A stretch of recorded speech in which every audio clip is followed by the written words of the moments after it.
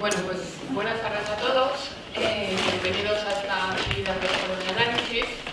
En primer lugar, queremos dar las gracias a la Facultad de Filosofía, una vez más, por cedernos el espacio para realizar esta actividad. Y bueno, en nombre de la Facultad, por lo que a mí respecta, excusar al decano porque no ha podido estar presente, no estaba al tanto, pero no ha podido venir.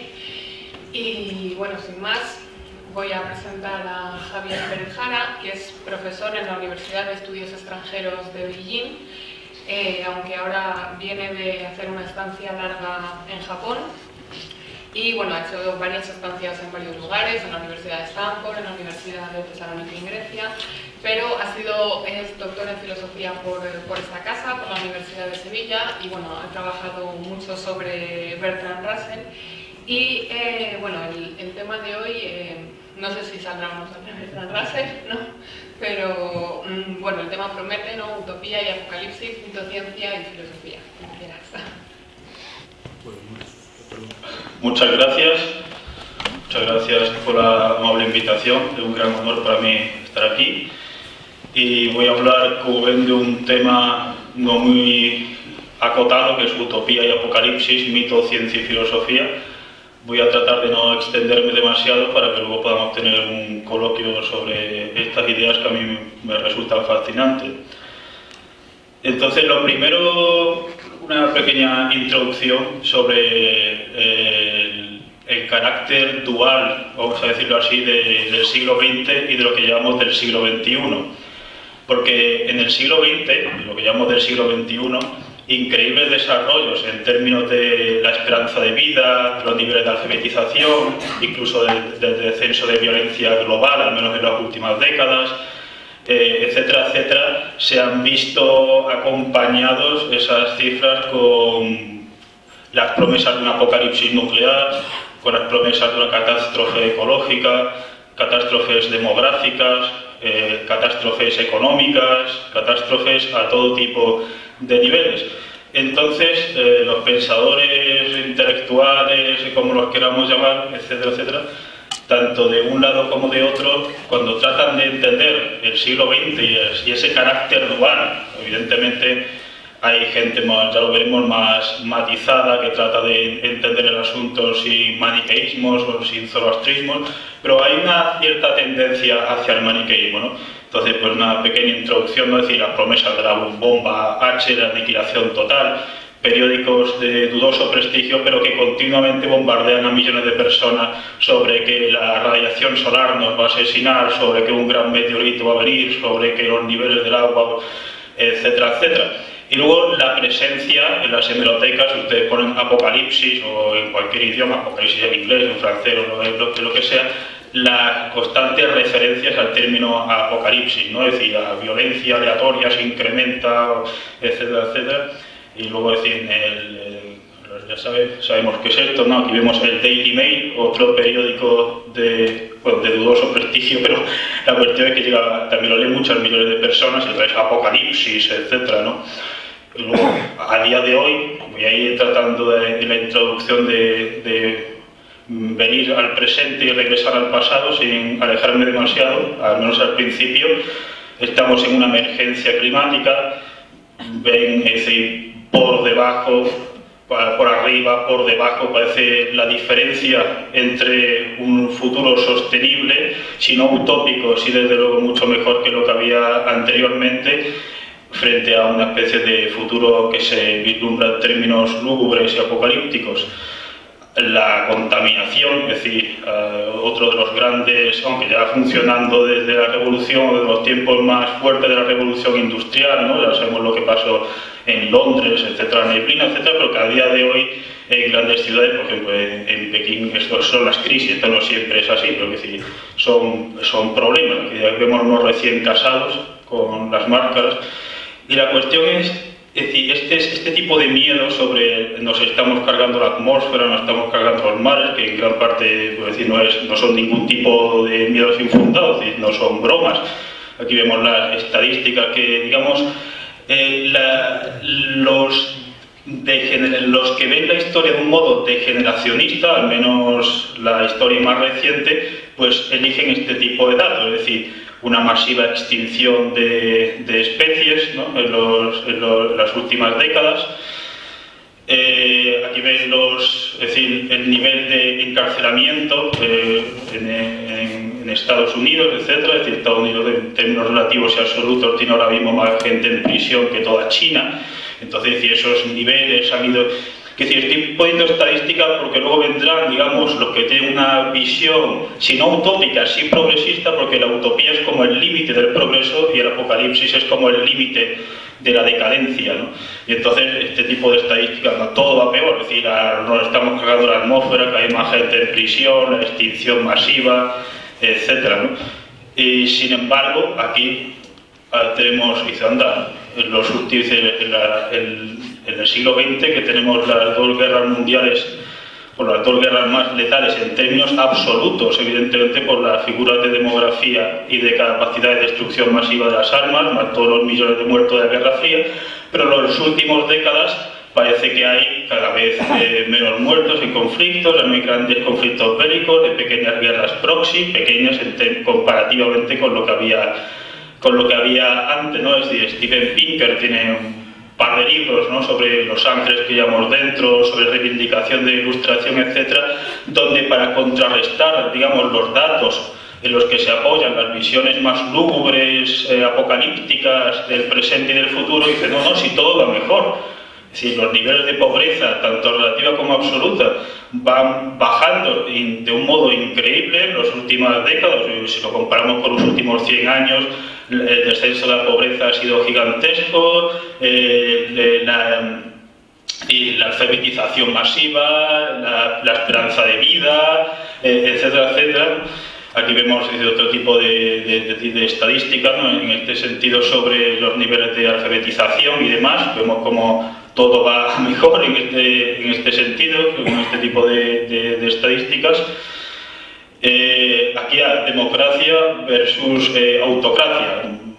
También habría que ver qué criterios. De Singapur es una autocracia, democracias corruptas, es decir, sin entrar, luego entraremos en este tipo de datos porque muchas de estas tablas, tanto digamos las degeneracionistas como las progresistas, son contestadas por distintos tipos de bandos, pero lo que quiere decir es, mira, cada vez hay más sistemas democráticos, cada vez vamos en general mejor, progresamos adecuadamente la humanidad. Esto es el término de Producto Interior Bruto, en términos de economía, si lo comparamos pues, en la historia occidental o incluso la historia mundial, en un relativo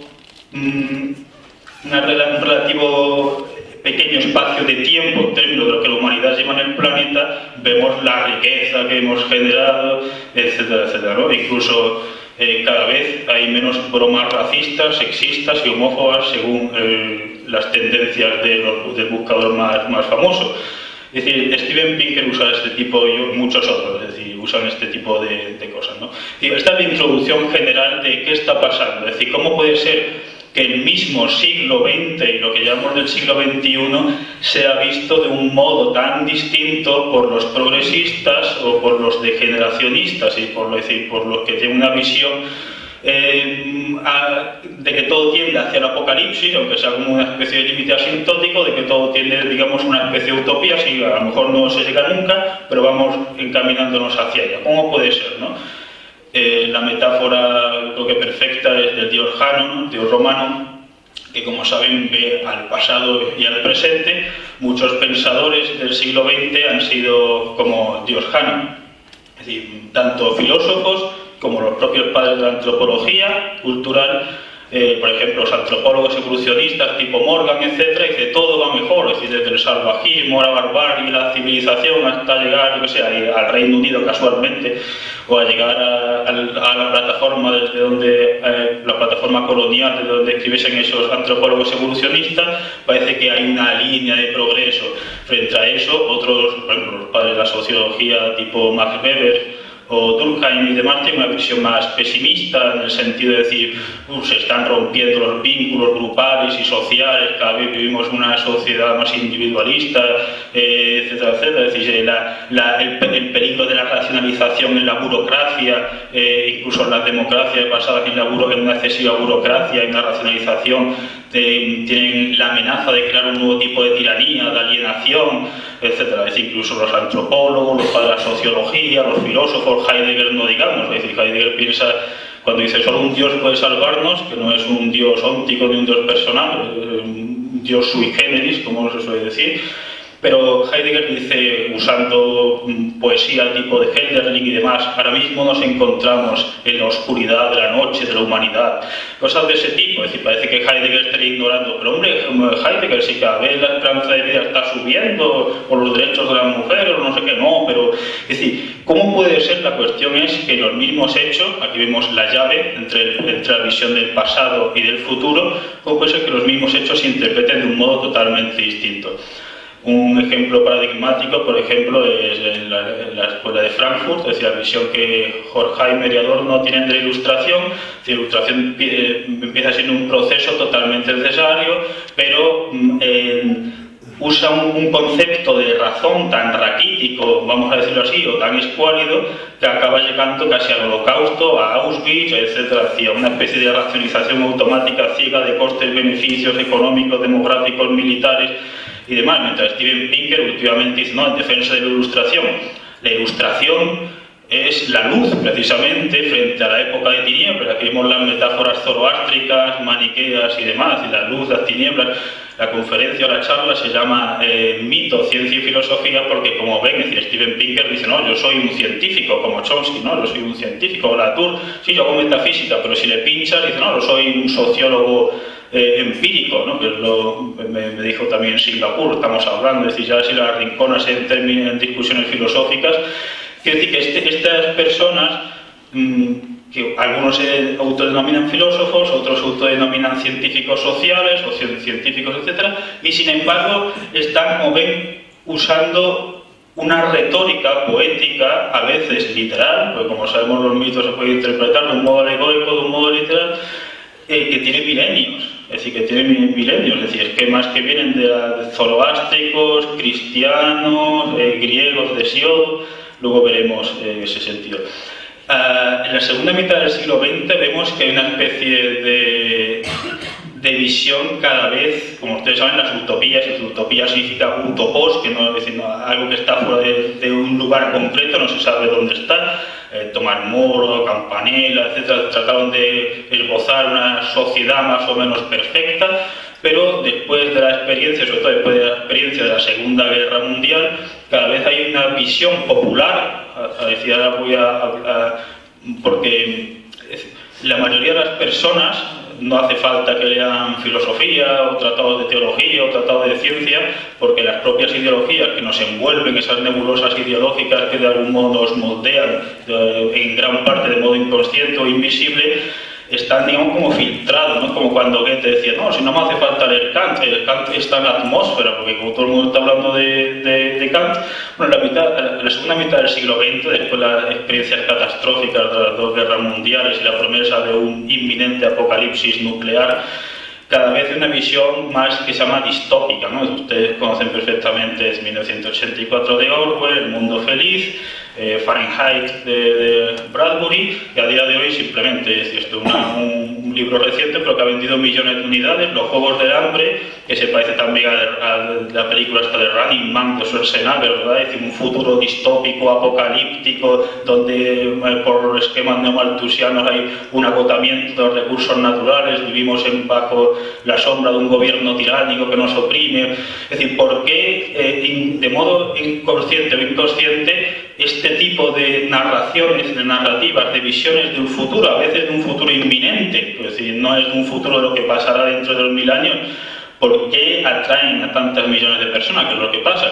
Aquí es una pequeña selección de películas, la selección podría ser infinita, es decir, en Estados Unidos cada poco sale una nueva película de cómo se va a destruir el mundo, es decir, un meteorito, calentamiento global, un apocalipsis zombie, un colapso del bursátil, es decir, tienen un abanico gigantesco de cómo se va a destruir el mundo. Es decir, este tipo de cosas nuevamente llegan a millones de personas, están inscritas en nuestra cultura y están influenciadas en las visiones, grandes visiones apocalípticas y utópicas del siglo XX. Es decir, aquí la Otomo, es decir, Neo-Tokio llena de criminales, suciedad, etc. Tokio es una de las ciudades más seguras del mundo, sin embargo Otomo estaba pensando en una ciudad distópica, en Mad Max, había un apocalipsis nuclear, etc. Ustedes conocen este tipo de películas seguramente, ¿no?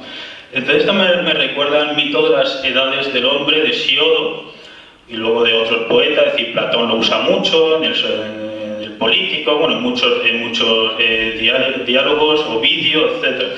El mito de las edades del hombre, es decir, al principio la humanidad se parece un poco al del Edén, pero no es exactamente lo mismo, porque aquí la humanidad vive felizmente muchas generaciones, son autóctonos, salen de la tierra, hablábamos con los animales, no había, sobre todo lo principal es que en el mito de la edad de oro, al menos como está esbozado Hesíodo lo presenta, creo yo, como una especie de alegoría o de recurso retórico para criticar a su hermano Perses. Había un conflicto de herencia por su parte paterna, y dice: Perses, escucha, insensato, escucha bien. Hace tiempo, cuando los mortales empezaron, vivíamos sin envidia y sin avaricia, sin esclavitud y sin desigualdades sociales y económicas, sin muerte ni penuria ni sufrimiento. Nuestros primeros ancestros vivieron bla bla bla. Entonces, es decir, lo que quiero decir es que probablemente Hesíodo no se creyese literalmente que la Edad de Oro había existido. Es muy difícil pensarlo, sino que lo usa como otros mitos, como el mito de los pájaros, del halcón, etc., como otro tipo de mito, como una especie de dispositivos retóricos, metafóricos, para criticar la ibris de su hermano Perses y de los reyes presentes, ¿no?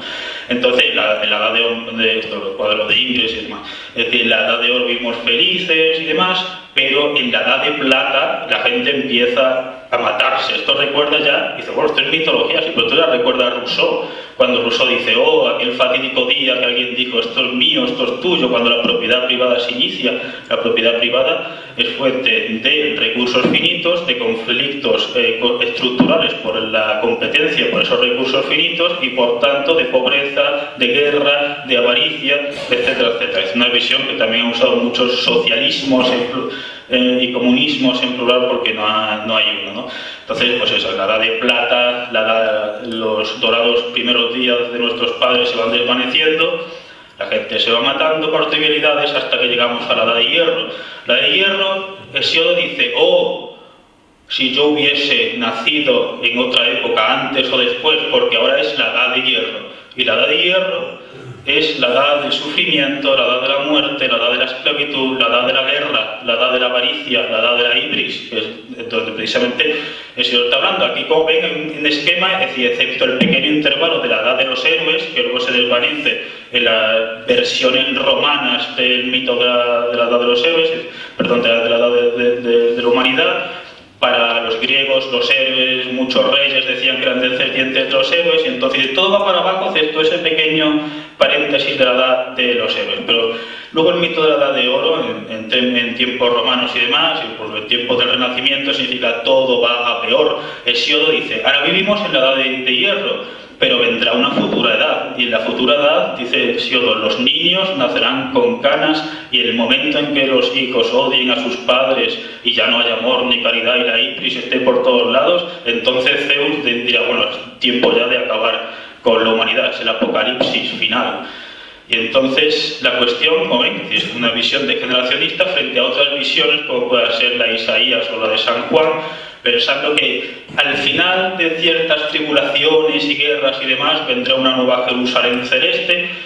De nuevo, esto se puede interpretar de modo literal, se convierte en Harry Potter malo, o se puede convertir en un dispositivo metafórico, como el libro de Daniel, exactamente lo mismo. Es decir, al final viviremos, es decir, el león pastará con el cordero, no habrá hambre, viviremos entremos en una eterna primavera. Como ven, estas narraciones mitológicas, el zoroastrismo y muchas otras, es decir, la mayoría de etnólogos y de antropólogos culturales piensan que la gigantesca mayor parte de pueblos conocidos, estudiados, tienen algún tipo de visión sobre el futuro y sobre el pasado que entronca con este tipo de esquemas. Pueden ser cíclicos, como en la India, en el hinduismo, es decir, muchos ciclos descendentes y ascendentes, y ahora nos encontramos en un ciclo descendente, al final, o cíclicos más o menos neutrales, como los estoicos, o pueden ser lineales decadentes o lineales progresistas.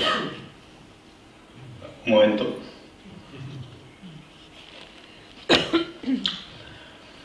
Entonces, digamos, este es el panorama, ¿no? Decíamos, de la envoltura mitológica, y voy a hablar un poco de las relaciones entre la filosofía y la ciencia, y sobre todo el problema de la ontología social, porque como, en fin, yo estudié el doctorado en esta facultad, en filosofía, pero luego estuve estudiando en un departamento de sociología en el Reino Unido. Ahora vengo de hacer otra investigación en un departamento de sociología, y es porque en la sociología, como toda ciencia, natural o social, o mixta, o como la queramos llamar, tiene presupuestos filosóficos y pueden ser implícitos o explícitos.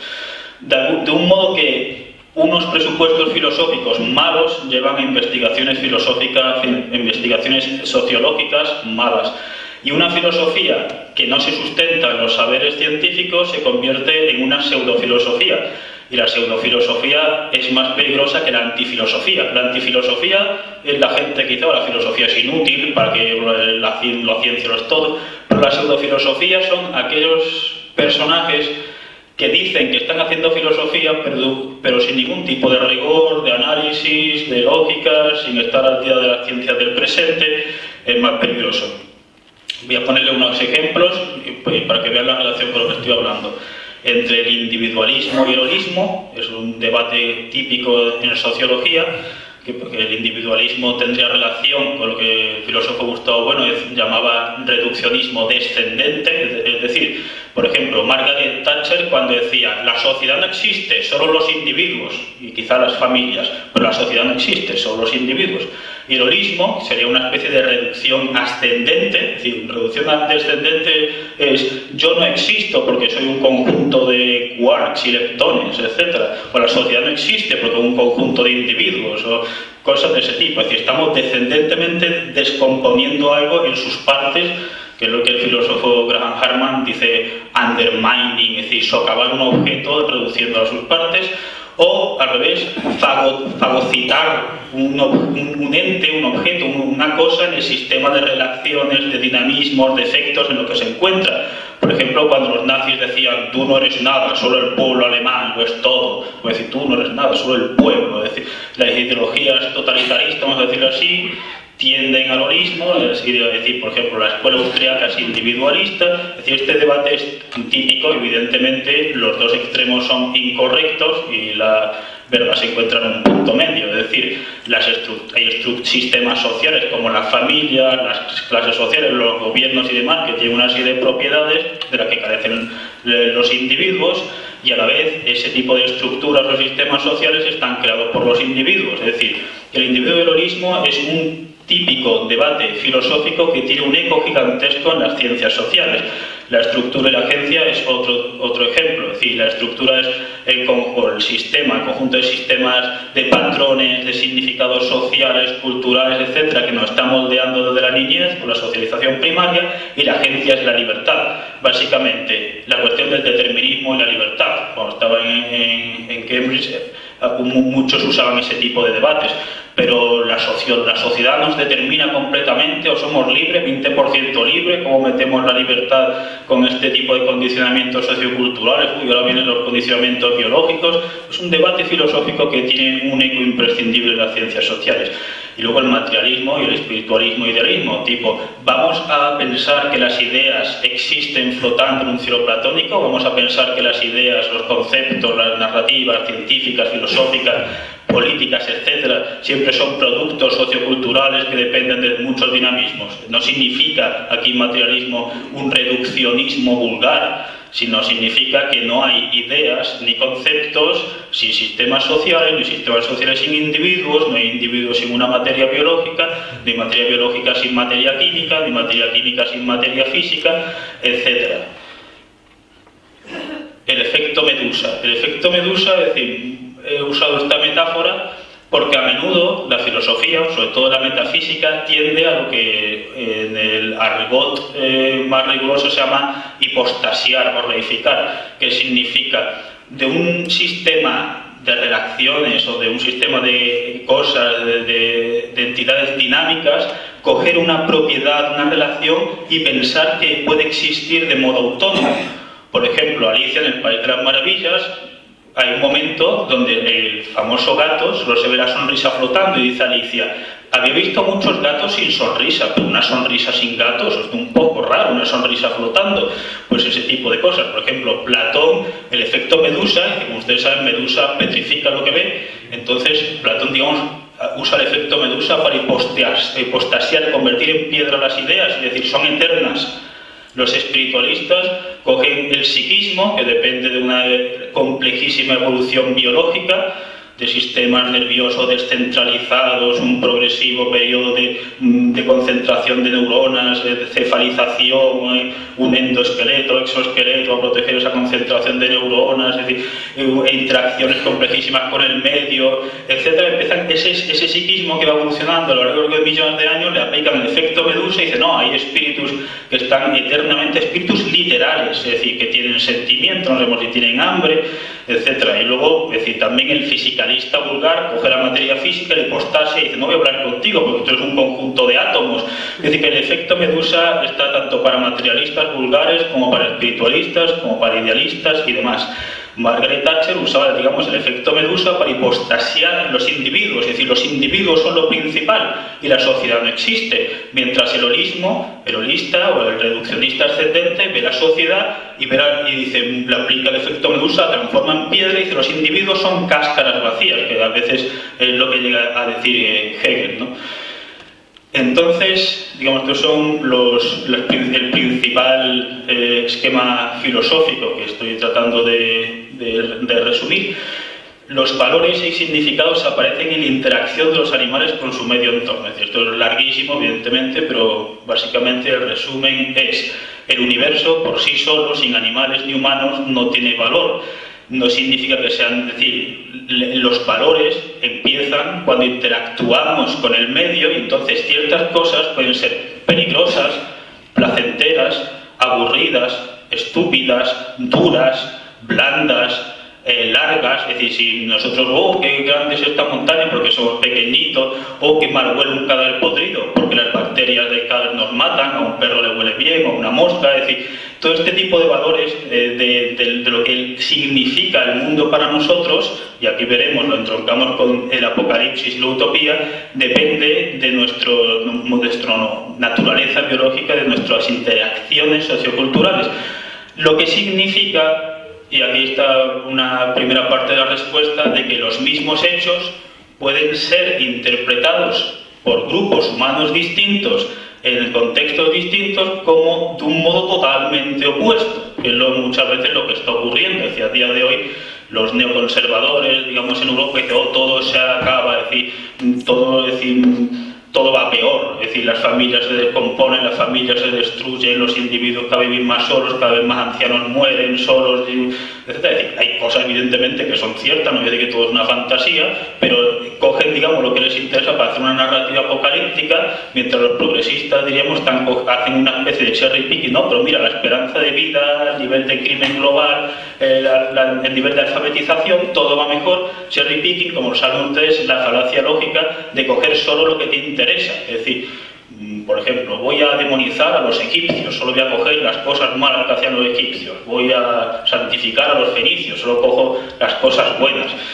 La estéresis primordial, esta palabra tan rara, lo que significa aquí es, la estéresis es lo que para Aristóteles significaba privación. Entonces, aquí significa El universo no tiene, digamos, sentido o valor sin los seres humanos o los animales más avanzados, pero eso no significa que esté privado de sentido de valor, que es lo que dicen muchos nihilistas o incluso lo que viene a decir muchas veces Sartre y demás. Que bueno, como no hay un sentido absoluto, pues es el absurdo, es la angustia existencial, etcétera. No significa, es decir, el universo o la realidad por sí sola no tiene sentido o valor sin los humanos y los animales.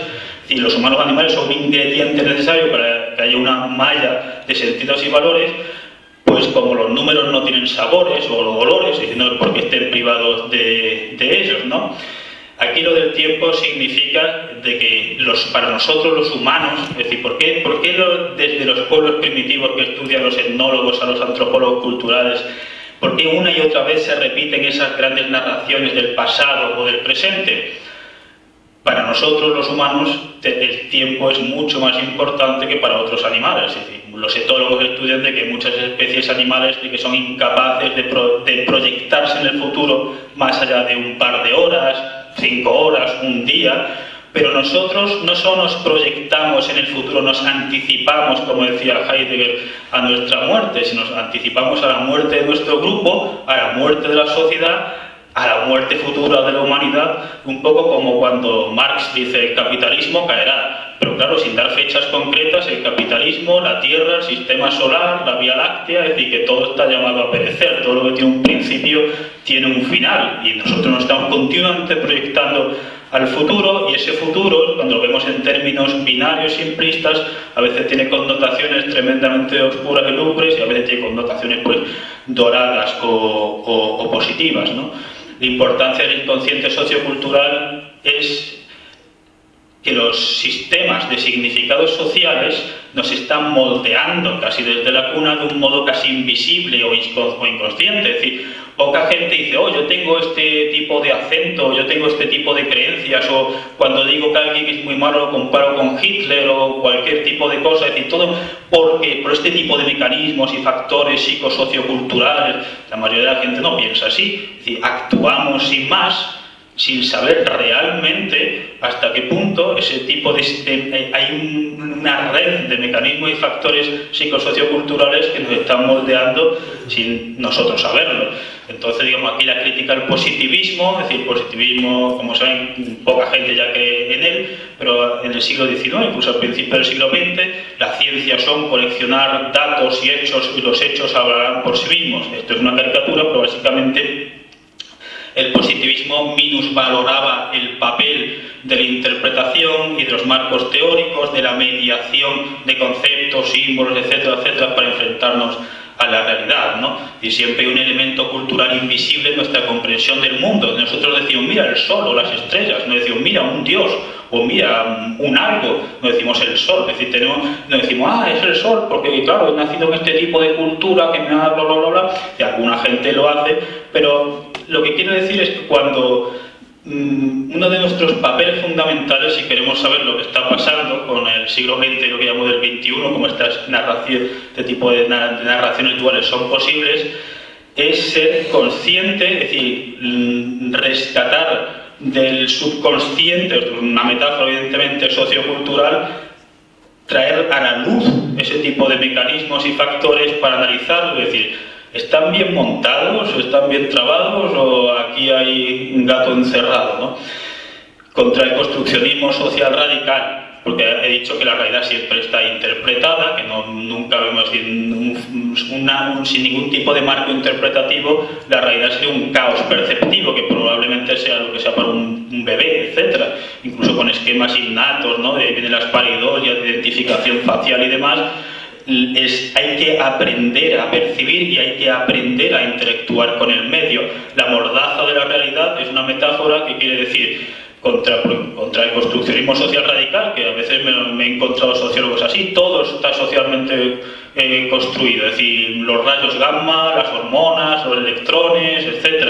La mordaza significa al final del día la realidad impone sus propias leyes, sus propias estructuras, nos vamos a morir, vamos a envejecer, somos seres biológicos, hay un conflicto perpetuo por los recursos finitos, etcétera, etcétera, y si tú piensas que vas, no sé, si digamos niegas esa mordaza de la realidad, pues vas a vivir en una especie de fantasía alternativa, pues con grave peligro para ti o para tu grupo, ¿no? Aquí vemos precisamente la cuestión, es decir, entre las identidades individuales y las identidades colectivas, que son generalmente las que están asociadas a narrativas apocalípticas o narrativas utópicas, en el sentido de decir, como saben, Durkheim y muchos otros sociólogos hablaban del pegamento social o el pegamento grupal, que son el conjunto de mecanismos socioculturales que mantienen un grupo unido. Porque tenemos, digamos, tendencias tribales desde hace milenios, somos evidentemente animales sociales, como hacían los estoicos y muchos otros filósofos.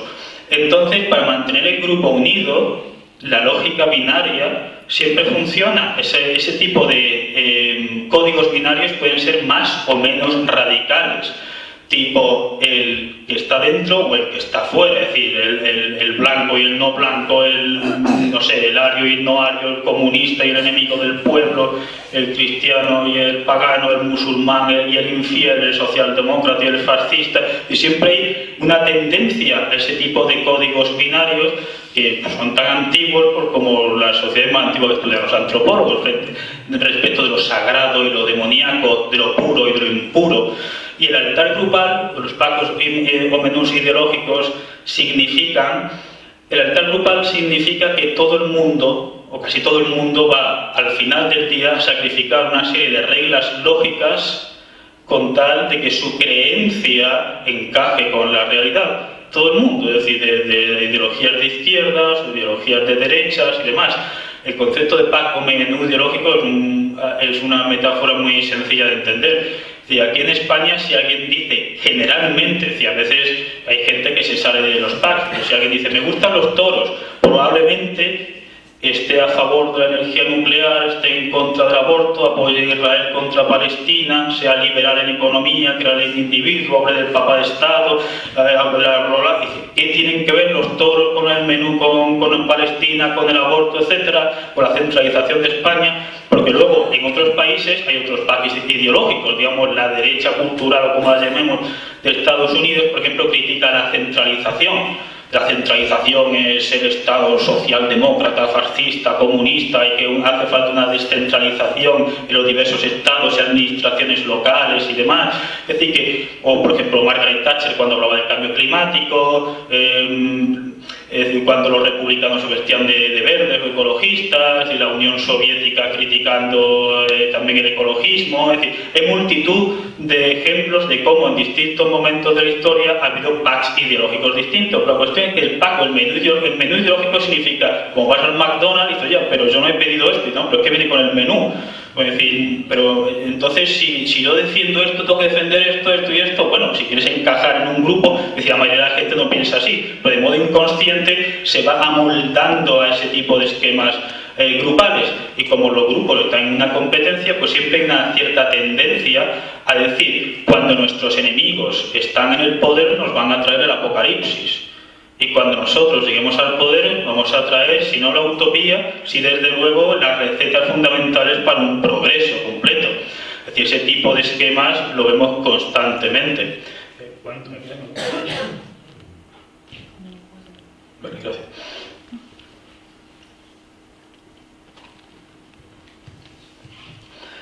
Voy a introducirles también, estoy introduciendo muchas cosas, pero están conectadas. En la noción de trauma cultural y apocalipsis de Jeffrey Alexander, un sociólogo de la Universidad de Yale, que junto con Ayerman ha desarrollado la teoría del trauma cultural. Básicamente lo que viene a decir, se lo resumo, no hace falta que le hagan el tocho, básicamente es, hay un divorcio, no siempre, pero generalmente, entre el impacto intrínseco de una atrocidad o de un crimen de guerra y su impacto cultural.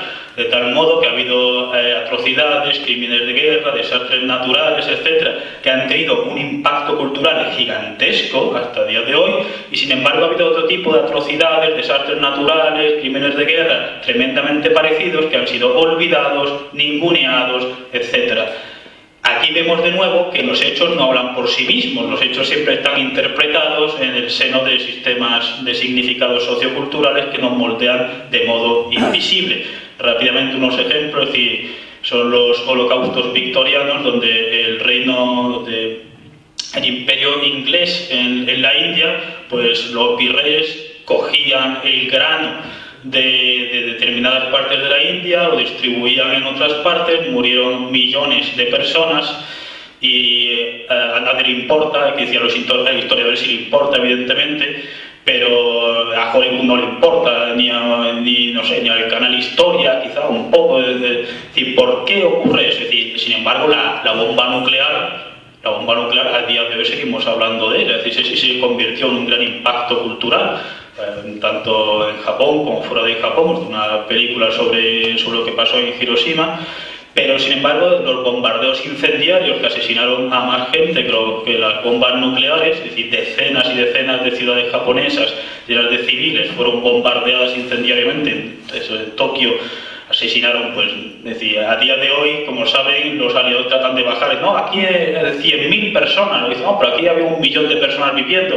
bueno, por a lo mejor corrieron, quién sabe, es decir, aquí hay una especie ya como del póker, es decir, siempre inflar las cifras de tu enemigo y bajar las cifras que tú has hecho, y sobre todo decir, bueno, eran daños colaterales, era el mal menor, y ese tipo de cosas, ¿no? Es decir, en Japón se ha habido películas que hablan de los bombardeos incendiarios y de todo ese tipo de atrocidades. Este tipo de películas no son dibujitos para niños, son películas bastante brutales. Pero fuera de Japón, esto es un ejemplo, por ejemplo, de lo que acabó la Segunda Guerra Mundial. La Unión Soviética coge a varios japoneses de cerca de Hokkaido, los manda a campos de concentración, y evidentemente fuera de Japón no van a hacer una película de eso porque, digamos, a Hollywood, por ejemplo, no le interesaría, ¿no? En principio. La cuestión es por qué, o lo que hacían los soldados americanos jugando es decir, cocían los cadáveres para jugar con las caninas y demás, decían que eran subhumanos, bla, bla. Entonces la cuestión es, yo no estoy diciendo este tipo de ejemplos para decir, oh, mira qué malo era Estados Unidos, qué malo era el Imperio Británico, porque generalmente la historia imperial está escrita por asesinos, sino para que vean ustedes la tesis fundamental de que un trauma cultural necesita largos procesos culturales de narración y significación a través de películas, de referencias culturales, de periódicos, las escuelas, la familia, una y otra vez para que una atrocidad, que algunas de ellas ni siquiera existieron, es decir, a día de hoy la mayoría de arqueólogos piensan, por ejemplo, que la esclavitud de los judíos en Egipto, tal como la cuenta la Biblia, que eso nunca ocurrió, es decir, que los judíos siempre fueron cananeos, bla, bla. Sin embargo, hay muchas comunidades judías que están como traumatizadas culturalmente por lo que ocurrió en Egipto, o puedes estar traumatizado culturalmente por algo que quizá nunca ocurra. Por ejemplo, en la Guerra Fría, todas las películas sobre inminente apocalipsis nuclear, desde Mad Max al cómic de Watchmen, etc., una y otra vez la gente estaba traumatizada por algo que nunca llegó a ocurrir y esperemos que nunca ocurra, ¿no? Es decir, el problema de la lógica binaria es que el pegamento grupal, cuando la lógica binaria, es decir, nosotros en un grupo, puede ser un género, una clase social, puede ser una religión, una ideología política, nosotros tenemos el monopolio de la verdad, la justicia, bla, bla, y nuestros enemigos son la encarnación del mal y el error. Si alguien usa ese tipo de esquemas binarios extremadamente simplistas y radicales, los códigos binarios no son siempre tan radicales, evidentemente sin binarismo no podríamos funcionar nosotros, es decir, estoy criticando los binarismos extremos.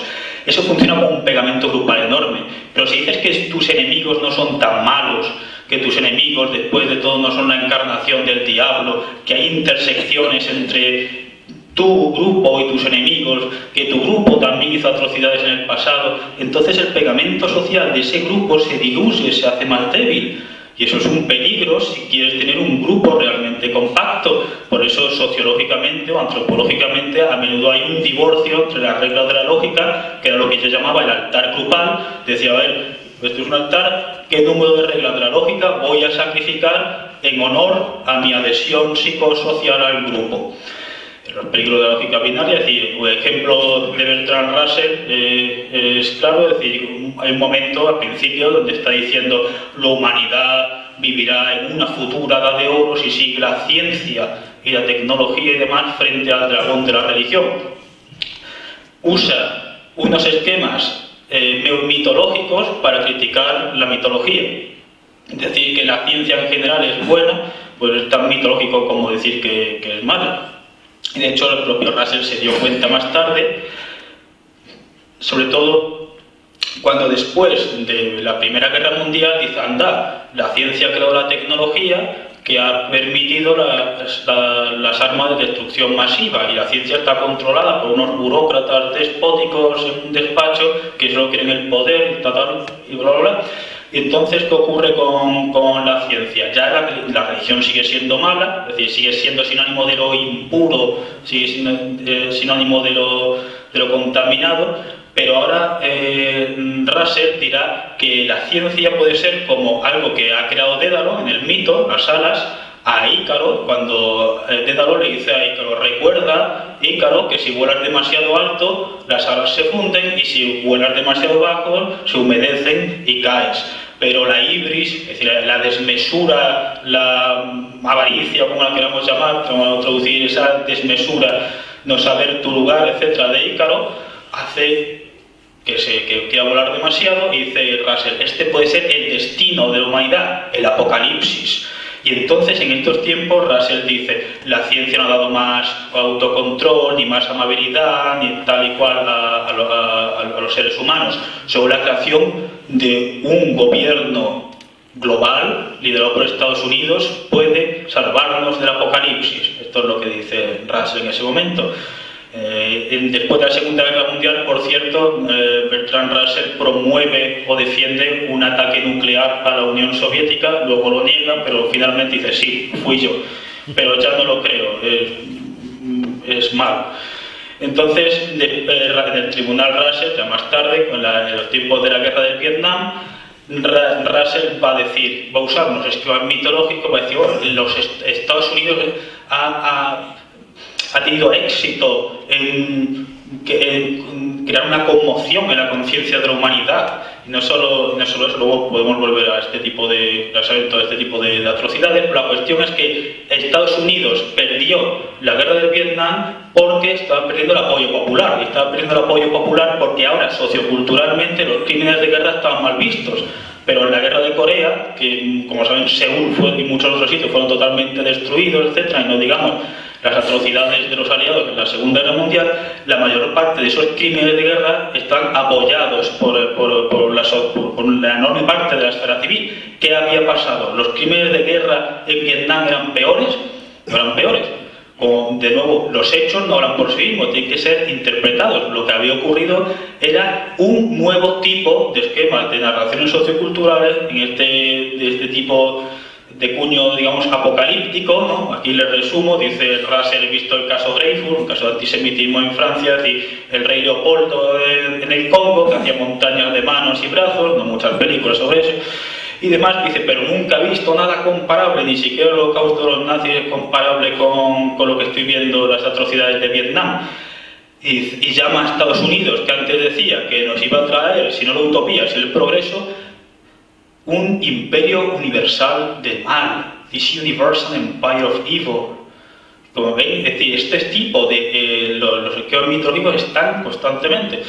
Voy a acabar en breve porque para tener un pequeño debate o diálogo si quieren. Entonces, mis conclusiones son las siguientes, es decir, crítica a las ideas de progreso y decadencia global. Por ejemplo, cuando los antropólogos culturales decían,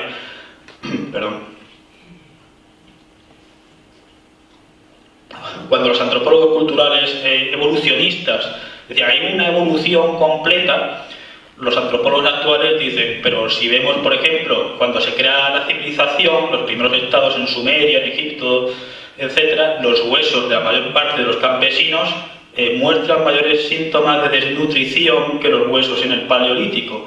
¿Qué está ocurriendo? Y encima, cuando se crea la civilización, las enfermedades se extienden más rápidamente. Eso no significa que sea malo ni que sea bueno, significa que es muy difícil o imposible un progreso o una decadencia global, porque hay líneas de progresos que significan la decadencia de otras. Es decir, si tecnológicamente progresamos para tener mayores medios de comunicación, quizás eso signifique también que los gobiernos nos van a llenar de cámaras por todos lados. Si tenemos automóviles nos vamos a atrofiar los músculos. Si vivimos cada vez más, tenemos una proporción enorme de personas que no trabajan, y que significa que se traduce en deuda pública del Estado, o en mayores impuestos, o incluso en la amenaza cuando bajan los índices de natalidad, de que la sociedad sea sostenible. Es decir, que es muy difícil o imposible cuadrar todas las líneas de progreso, es decir, no todo va a ir perfecto. La gente va a estudiar y cada vez más, y la gente va a producir económicamente cada vez más, y cada vez vamos a tener más amigos, y cada vez menos violencia, y cada vez... Porque lo que puede significar el progreso de una línea, en algo puede significar la decadencia o el regreso en otra. Por tanto, la crítica al falso trilema constante férrea significa, bueno, como Hesíodo decía, que estamos siempre en la edad de hierro, decir, no, estamos siempre igual de mal. No siempre estamos igual de mal. Es decir, si comparamos ahora mismo, no sé, con lo que está pasando en la Segunda Guerra Mundial, o si comparamos ciudades tremendamente seguras, con gran empleo y gran esperanza de vida y grandes condiciones higiénicas, etc., con ahora mismo con ciudades en guerra civil controladas por lo que sea, por asesinos, hambre, enfermedades, etc., pues evidentemente comparativamente hay cosas que son mejores. Pero la cuestión es, la apocalipsis y la utopía son modos extremadamente simplistas de usar unos códigos binarios que generalmente se usan cuando un grupo dice, cuando nosotros estemos en el poder vamos a traer, por ejemplo en España es típico, ¿no? En España, una parte de España dice, la izquierda está trayendo el apocalipsis, y otra parte de España dice, esto es una caricatura, evidentemente, pero existen estas tendencias. Evidentemente hay gente más matizada y demás, como se ve en las elecciones, a veces votan uno, a veces votan otro, no están seguros, pero esta tendencia al maniqueísmo de muchas personas, decir, la izquierda va a traer el apocalipsis, no, la derecha va a traer el apocalipsis, el franquismo fueron 40 años de tinieblas como Mordor, no, las tinieblas es la democracia actual, la Segunda República. Y decir, ese tipo de esquemas mitológicos tremendamente simplistas que trata como bloques homogéneos, realidades heterogéneas en el espacio y en el tiempo, pues es lo que habría que criticar, y fundamentalmente eso es lo que quería decir. Muchas gracias. Prefiero sacrificar tiempo de mi exposición por si quieren hablar de algún tema en concreto. Pues muchas gracias.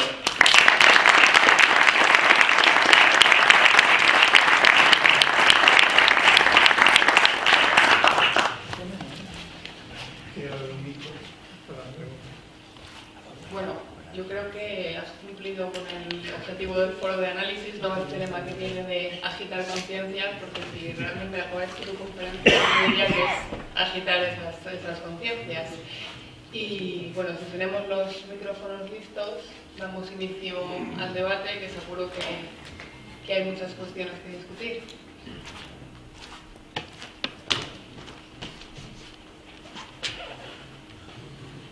Sin micro, María. Pues bueno, si no sin micro, sí, elevando voz. Sí, hay micro.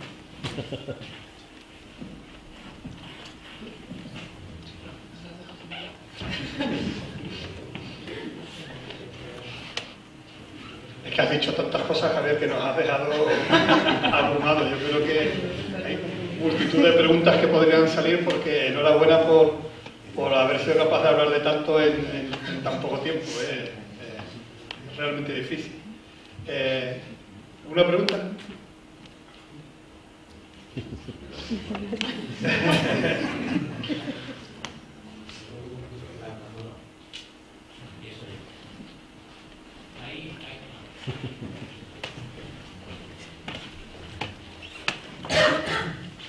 Hola, encantado de tu exposición y una pregunta personal, se me ha ocurrido. Tú cuando estás en el bar, ¿tú tienes todo este tinglado en tu cabeza? Es que tú parece que no tienes las cosas muy claras, pero después, ¿cómo vive esa dualidad de persona con todo este tinglado? ¿O solamente esto lo piensas cuando te pones a trabajar y a dar una conferencia? Pues por mi situación biográfica, que he estado viajando, es decir, he vivido 2 años en Inglaterra, 4 años en China, medio año en Japón, varias estancias en Japón, 2 veranos en Taiwán, etc. Me encuentro con gente que usa este tipo de esquemas constantemente. Es decir, tengo amigos de Taiwán, amigos de Japón, de China continental y demás. Unos demonizan a los otros, se demonizan mutuamente, pero usando estructuras de significado tremendamente parecidas. Y entonces, claro, eso me hace meditar, ¿no? Es decir, tiene un amigo coreano y me dice, no, porque el imperio japonés, esto no sé cuánto, pero vas a Taiwán y hizo gracias al imperio japonés que curó el tifus y creó las infraestructuras. Qué malo es China continental. Pues, mis amigos en China continental, el comunismo, el pueblo liberará, pero el capitalismo está llevando no sé qué, no sé cuánto. Entonces, es decir, yo, como se suele decir, casi a diario, de hecho, es decir, a mí me interesa este tipo de cosas, no solamente porque eligiese estudiar en ellas cuando era estudiante hace muchos años, sino para tratar de entender qué es lo que está pasando, es decir, cómo el mismo fenómeno puede ser visto de modos tan totalmente distintos. Es decir, lo que es Estados Unidos, lo que es el capitalismo, lo que es cualquier cosa, lo que es el comunismo, lo que es el siglo XX, lo que fueron las guerras mundiales, lo que fue el imperialismo.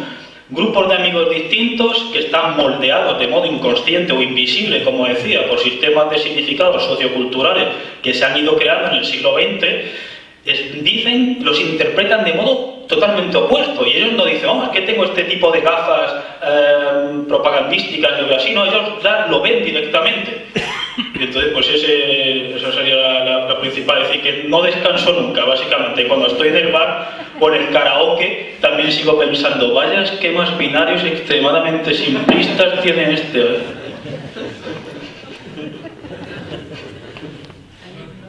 Hola, bueno, felicidades Javier por tu conferencia porque ha sido magnífica.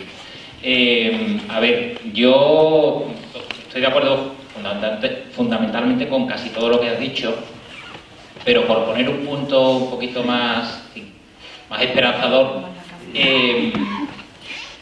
Otto Marquardt, no sé si lo conocen, tenía una teoría que decía que el hombre es homo compensator, es decir, que compensa todo lo que hace mirando de cara al futuro, lo compensa siempre con una visión como Jano, ¿no? con el pasado. Y él decía que estas formas de pensar dilemáticas o dicotómicas que solemos tener, así simplistas, de un camino u otro, absolutamente irredento y irreconciliable, él decía que eso sirve, o puede servir, puede tener una virtualidad positiva, que es que se anulan entre sí, y ambos se convierten en caminos relativos, porque al anularse entre sí ya la capacidad de ser un absoluto, una forma de pensar unilateral, digamos, se convierte en algo relativo, siempre se piensa frente a algo. Y eso, digamos, que le quita toda la parte deletérea y la parte mortífera que puede tener pensar de una forma fanática solamente en un sentido. ¿Tú no crees que hay ahí un camino también, en fin, interesante, ¿no? de explorar? No solamente desvelar, como bien has hecho, que digamos que estamos condenados a pensar de esa forma binaria, pero que también eso puede tener una virtualidad positiva, ¿no? Sí. Tu pregunta es tremendamente interesante, muchas gracias. Me recuerda, es decir, yo creo que sí, simplemente que a veces cuando la gente usa, de nuevo, códigos binarios extremadamente simplistas, maniqueos o zoroástricos, cuando tiene una visión muy negativa del futuro, a veces la compensa con una idealización excesivamente positiva, una edad de oro demasiado falsa del pasado. Por ejemplo, cuando Heidegger tiene una visión excesivamente negativa de lo que está trayendo la tecnología global, tiene una visión demasiado positiva de los griegos o de los tiempos, de decir, idealiza o Ortega cuando habla de la democracia en Atenas. La democracia en Atenas quita la esclavitud, quita la condición de las mujeres, el discurso fúnebre de Pericles en vez de una peste negra y todos esos elementos negativos. Y bueno, peste, muerte, desolación, que son cosas que pasan. Es decir, y de algún modo quien tiene a veces una visión excesivamente negativa del pasado, por ejemplo Russell al principio cuando decía venimos de una caverna de tinieblas de la religión y de la superstición, tendría a compensarlo con una visión excesivamente ingenua del futuro. Pero la ciencia y la tecnología nos van a traer, que a día de hoy, yo a veces leyendo el periódico me vuelvo un poco loco, porque primera noticia, la medicina nos va a traer la inmortalidad, pasa la página, la humanidad, el cambio climático nos va a destruir en 2 días, siguiente página. Es decir, es un conjunto de narrativas, porque anteriormente íbamos en sistemas que nunca llegaron a tener el monopolio, digamos, de las narrativas, pero trataban de tenerlo. Es decir, los temas más despóticos del pasado trataban, pero a día de hoy tenemos una especie de hemorragia o de tormenta de distintas narrativas que son contradictorias entre sí. Solo basta ver la televisión o ir poniendo la radio. Entonces, a tu pregunta, efectivamente, quien tiene una visión muy pesimista del futuro o del pasado puede tender a compensarlo con una visión como Jano del pasado y del futuro, pero quien tiende a esquemas maniqueos y zoroástricos, la compensación sigue siendo maniquea. Es decir, todo el mundo tiene una Arcadia, es decir, no todo el mundo, es decir, pero mucha gente. Es decir, por ejemplo, en Pekín conocí un amigo de Palestina que decía, no, que Al-Ándalus era una Arcadia. Es decir, para él los conflictos que hubo en Al-Ándalus, la fragmentación, etc., para él eso lo ninguneaba completamente. Sin embargo, algún cristiano dice, no, la época de las primeras comunidades de San Pablo, etc., aquello era la Arcadia. O Marx, cuando dice, no, el comunismo primitivo era una Arcadia, cuando nos morimos con 30 años y nos faltaban los dientes, ¿dónde está la Arcadia? Es decir, uno va buscando Arcadias, uno las proyecta aquí, o decir, muchos americanos dicen, no, la Arcadia fue los tiempos de los padres de la patria. Los padres de la patria empiezan a analizar y decir, no es todo malo, estoy haciendo un cherry picking de lo malo. Lo que quiero decir es que de algún modo hay que tener peligro con las Arcadias, en el sentido de decir, de idealizar determinados elementos del pasado y de compensar un maniqueísmo del futuro del pasado con otro maniqueísmo, si es del maniqueísmo del futuro del pasado o recíprocamente. Es decir, por eso hay que criticar, creo yo, el zoroastrismo, el maniqueísmo, es decir, los códigos binarios extremadamente simplistas, en el sentido, por ejemplo, de partidos políticos. Hay muchas veces mis alumnos me preguntan, ¿pero tú qué ideología política tienes? Y yo les digo, es que la realidad es tan complicada que yo creo que a veces hay que subir impuestos, a veces hay que bajarlos, a veces hacen falta más inmigrantes, a veces hacen falta menos, a veces hace falta subir la natalidad, a veces hace falta bajarla, a veces hay que subir la deuda pública, a veces bajarla. Dice, bueno, pero entonces eso no encaja con el hecho de Procusto de ningún partido político en la ideología, que dice que el mismo set de recetas van a funcionar en todo tiempo y en todo lugar, porque la realidad no funciona así. Y ese es el problema, es decir, que al final no me acabo identificando con ningún tipo de pack ideológico político y solo me queda criticar el zoroastrismo de unos y de otros y que sigan siendo mis amigos en el bar.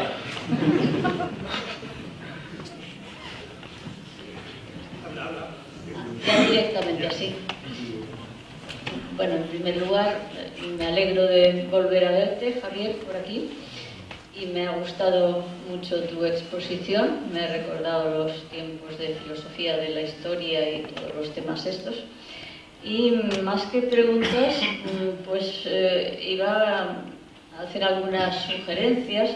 Esto último que has dicho me ha llegado a mí mucho, me ha llegado bastante porque es algo que me ha pasado a mí todo el tiempo. Bueno, pero ¿tú qué eres? Del Opus, algo rojilla, monja, no sé qué, y bueno, querían etiquetar. A mí, supongo que a todo el mundo, ¿no? La gente no puede vivir sin etiquetar. Y claro, por lo que yo no he podido, nunca ni he querido pertenecer o apuntarme a un partido político, a un grupo religioso, a un grupo de, yo qué sé, de partidas de fuera, ¿no? Es por esto que has dicho, porque siempre entonces hay que sacrificar una serie de normas de conciencia, lo que uno piensa por sí mismo, que le parece no correcto, pero si se pertenece al grupo dicen, no, eso hay que hacerlo de esa manera porque si no, no se encaja y hay que ir todos a una porque si no se fracasa en el gran proyecto que es el nuestro precisamente, ¿no? Eso es algo que me ha llamado mucho la atención, cómo se puede funcionar de ese modo sin darse cuenta de la incoherencia o inconsecuencia que ello conlleva. Eso es algo que siempre me ha llamado mucho la atención. Es un poco unirme a tu comentario. Luego, lo del trauma cultural, que unos se tienen muy en cuenta y otros no. Eso también me ha recordado a mí cuando pasé 2 meses en Inglaterra, y cuando me fui de aquí, no sé si estaba Aznar o no sé quién, y estaba todo el mundo, no sé qué, la guerra de Irak, fuera, esto, el otro, una crítica feroz, ¿no? Y me fui a Inglaterra, yo leía todos los periódicos y tal, y allí insistían mucho en el genocidio de Sudán, que era terrorífico, vamos, allí contaban unas cosas espeluznantes. Vuelvo aquí, ni una sola palabra en todos los meses del genocidio de Sudán, y seguían, y fuera, no sé qué, de Estados Unidos, de Irak, y los asesinos, y aquí nadie se ha enterado del genocidio de Sudán. O sea, efectivamente, se funciona de esta manera. Y en tercer lugar, y termino, lo de la utopía, el fijarse una utopía, eso siempre ha sido positivo en el ser humano, pero siempre y cuando la utopía se considere como algo que fluye, no algo fijo. En cuanto la utopía se vuelve absolutamente estática y no se puede salir uno de los márgenes, como la vida va cambiando y la historia va cambiando y las circunstancias van cambiando, pues quien fija esa utopía de manera férrea, como una hipóstasis, lo que hace es llevar a la catástrofe. No, mira, pero es que esto no se ajusta aquí, da igual, la utopía es esto. Entonces todos tienen que caminar por ahí, y muchas utopías de o proyectos del futuro, que son los mejores, los óptimos, pues han fracasado y han hecho mucho daño y han causado mucho sufrimiento, precisamente por este motivo. Me parece a mí, no lo sé, de lo que tú opinas.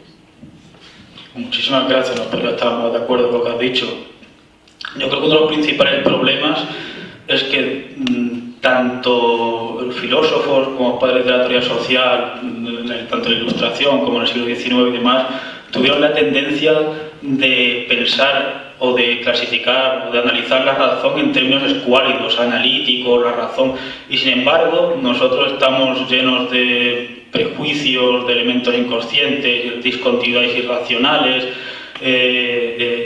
etcétera. Es decir, a mí me ha pasado personalmente, por ejemplo, hubo el atentado de París y todo el mundo reza por París, etcétera, pero justamente hubo un atentado en el Líbano, un alumno del Líbano que conocía gente que había muerto y nadie decía, qué bueno, pero en tu país todo el mundo muere conduciendo, fumando, quiero decir, no nos vamos a pelear por unos muertos sí valen y otros muertos no valen, sencillamente porque se usan los muertos de un bando o de otro para que encajen en un lecho de projusto, y cuando no encaja con los términos ideológicos, pues efectivamente se quitan. Es decir, la utopía estática es el problema. Es decir, si la realidad es dinámica y nos presenta cambios, es decir, nadie predijo internet, nadie predijo el móvil, uno lee, por ejemplo, a mí me gusta la ciencia ficción, y en los años 50, 60 se inventan un montón de tecnología que a día de hoy no existe, y sin embargo la tecnología más obvia que tenemos desde hace décadas nunca la predijeron. Algunos sí, pero muchísimas cosas no. Significa que el presente nos arroja una serie de problemáticas impensables, y quien tiene ese corsete, ese lecho de progusto que piensa esto es lo que va a traer la utopía, y todos podemos estar más o menos de acuerdo en que queremos vivir en una sociedad con bajísimo nivel de criminalidad, con alto nivel de empleo, con alta esperanza de vida, donde no se discrimine de modo brutal o irracional por razones de género, de sexo, de clase social o de lo que sea. Todos podemos estar más o menos de acuerdo en principio, pero luego no estamos de acuerdo cuando no, pero esto lo va a traer la izquierda, no, esto va a ser la derecha, no, esto va a ser el cristianismo. Nunca se miran convergencias, nunca se miran qué ideas son ya obsoletas, nunca se miran qué ideas funcionaron en unos contextos pero no están hechas para funcionar en otros contextos. Y entonces ese tipo de rigidez que depende del pegamento grupal, porque claro, los líderes de un grupo pueden pensar Si somos demasiado flexibles, el pegamento se diluye y se hace débil. Y eso es bueno para el mundo de la academia, para escribir artículos académicos, para pensar cómo funciona la realidad, pero puede ser nefasto para movilizar grupos de gente. Entonces esa tensión yo creo que es una tensión estructural difícil de resolver. Es decir, no que puede ser mejor, puede ser peor, una sociedad puede estar más o menos educada, etcétera, pero erradicar completamente esa tensión, porque la mayoría de la gente no tiene ni el tiempo ni los medios, por su trabajo, por su circunstancia biográfica, para analizar realmente todos los factores históricos, antropológicos, biopsicosociales que están afectando mi comportamiento y mis patrones de pensamiento. Eso es imposible. Y entonces son presas fáciles de dogmas, de narrativas, de nebulosas ideológicas, etcétera. Pero la crítica a los corsets, digamos, utópicos, etcétera, es imprescindible, por supuesto. Muchas gracias. Te reitero la enhorabuena, Javier, por la conferencia, y va a ser un comentario que viene muy bien a lo que acaba de comentar Carolina, lo referente a la unanimidad que hay que tener para la pertenencia a ciertos grupos. Lo digo porque los que hacemos en el foro de análisis, precisamente lo que hacemos es, esto es un punto de encuentro donde los distintos nos encontramos, y si en algo estamos de acuerdo es que no estamos de acuerdo en nada, básicamente. Entonces, bueno, si esto es algo que era relativamente fácil hasta antes de ayer, ¿qué ocurre últimamente? Que los códigos binarios extremadamente simplistas, o este partido lógico, esta adhesión ciega a mi grupo distinto del grupo del enfrente se está imponiendo. Es que estamos entrando en una polarización, bueno, al menos en España, y yo diría que buena parte del mundo, en otras zonas también lo estoy apreciando, en Estados Unidos también está ocurriendo. ¿Por qué está ocurriendo esto? Yo, que me considero no un defensor de la utopía, como que vivimos en un permanente progreso, yo soy antropológicamente optimista, lo cual no quita que haya altos y bajos. Y ahora estamos, creo yo, entrando en uno de estos periodos de decadencia, aunque sea en la cuestión de respeto del otro. Actualmente lo que estamos es, parece que tenemos que distinguirnos del otro, y cuanto más mejor. Y hay me parece que es algo que se está haciendo voluntariamente, de buscar algo ficticio a lo que yo me tengo que oponer. No existe, lo voy a inventar, porque como que me hace que mi grupo esté más cohesionado, y eso para mí me parece perverso.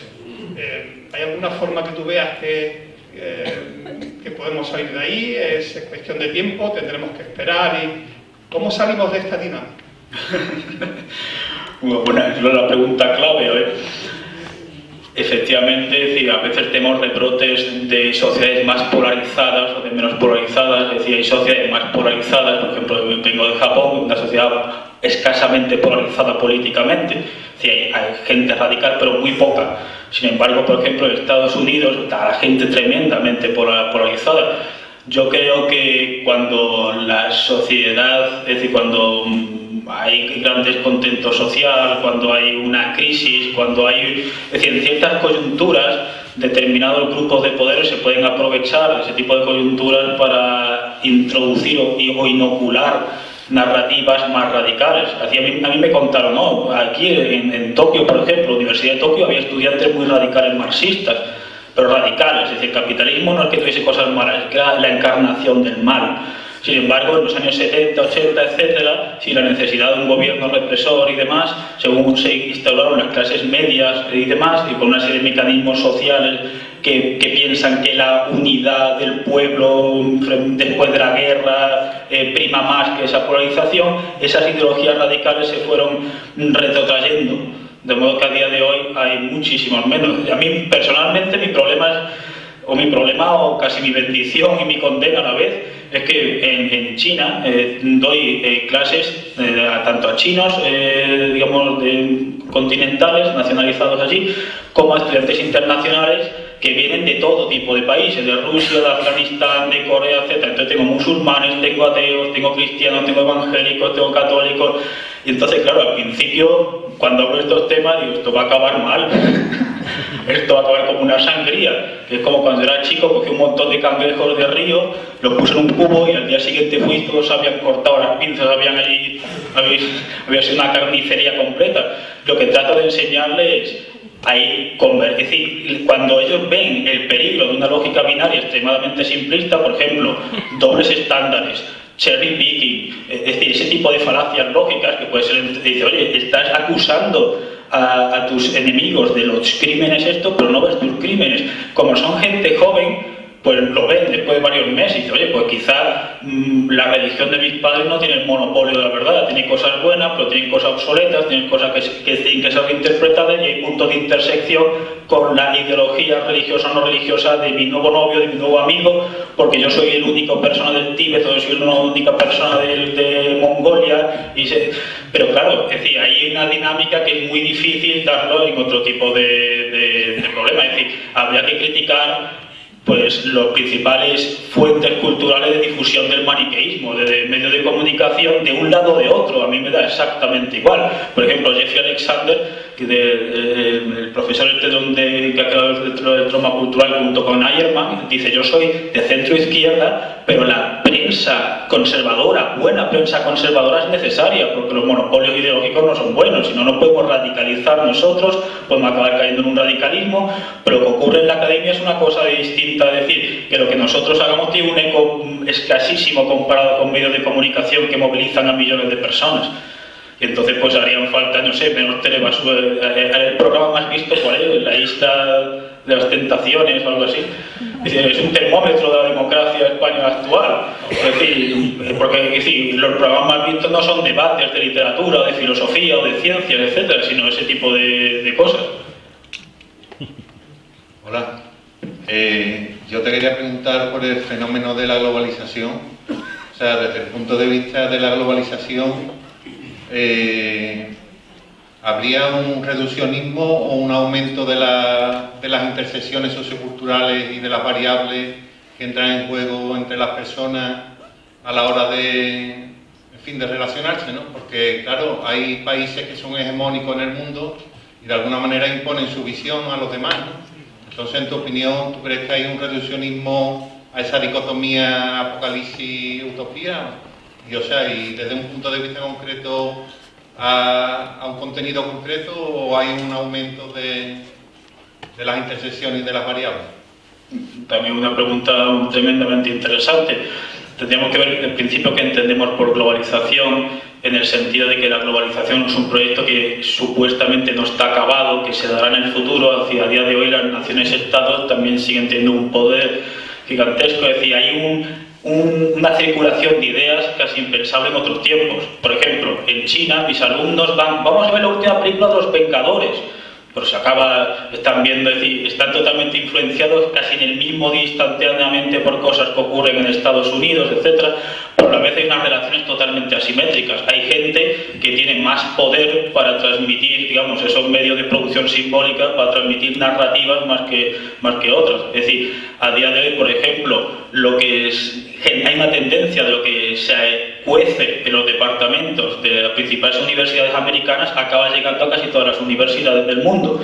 Yo he estado rodando por muchas universidades en congresos, en estancias de profesor o de investigador visitante, etcétera, y digo, anda, esto que estaba en Estados Unidos hace 10 años ya está entrando aquí. Es el mismo tipo de terminología, el mismo tipo de debates, el mismo tipo... Por una parte hay una confluencia, porque claro, siempre lo acaban adaptando de algún modo, es decir, a esquemas culturales de Japón o de Corea o de donde sea, de Taiwán, pero también hay ciertas hegemonías, es una relación asimétrica completamente, es decir, no hay una especie de todos nos hermanamos y lo que diga Mongolia tiene el mismo peso que lo que ocurra, lo que diga el New York Times, el Washington Post, ese tipo. Entonces tendremos que analizar ese tipo de relaciones asimétricas y ver su capacidad de circulación de ideas a nivel global y cómo impactan fuera de las fronteras y cómo hay culturas que las adaptan completamente a sus propios términos. Habría que ir caso por caso, pero una pregunta muy interesante. Buenas tardes, gracias por la conferencia, ha estado muy bien. Yo quería hacer una pequeña crítica constructiva, es decir, ¿hasta qué punto no estás cayendo en un discurso binario tú mismo al atribuir la inmensa mayoría de las posturas o de los discursos utópicos o catastróficos a posiciones de adhesión al grupo? Es decir, que en la medida en que se caracterizan de esa manera, se niega cualquier tipo de otras cualidades, o se disminuye, ¿no? Se hace menos visible otro tipo de cualidades que pueden estar presentes en un análisis. Por ejemplo, hablando de dos ejemplos que has citado, ¿no? El tema del movimiento por el cambio climático y demás, pues, puede que haya algo de adhesión al grupo, pero es que a lo mejor resulta que hay una realidad científica subyacente que indica que si seguimos así, la cosa no va a ir muy bien. O, por ejemplo, ¿no? Anteriormente ha puesto una diapositiva en la que se veían las portadas de 1984 y El Mundo Feliz, y a lo mejor, pues, bueno, pues son análisis que pueden ir más o menos desencaminados, pero que nacen de lo que los autores han pretendido que sea un análisis de tendencias y de qué puede pasar a futuro, y en particular en el caso de Un Mundo Feliz, lo que tú has comentado de la Isla de las Tentaciones tiene bastantes puntos de contacto, ¿vale? Solamente plantear la... Sí, señor, muchas gracias. Yo diría que mi principal respuesta sería de que hay una tendencia, es decir, yo no critico los esquemas binarios en general, he dicho que sin binarismo no podemos vivir, y además hay cosas que necesitan una lógica binaria. Los niños no tienen que jugar con heroína, es decir, no tenemos que tirarnos al ácido sulfúrico, es decir, cosas que requieren una lógica binaria. Cuando critico los códigos binarios extremadamente simplistas, es una situación tremendamente compleja, poliédrica, etcétera, se reduce a un falso dilema. Por ejemplo, el cambio climático.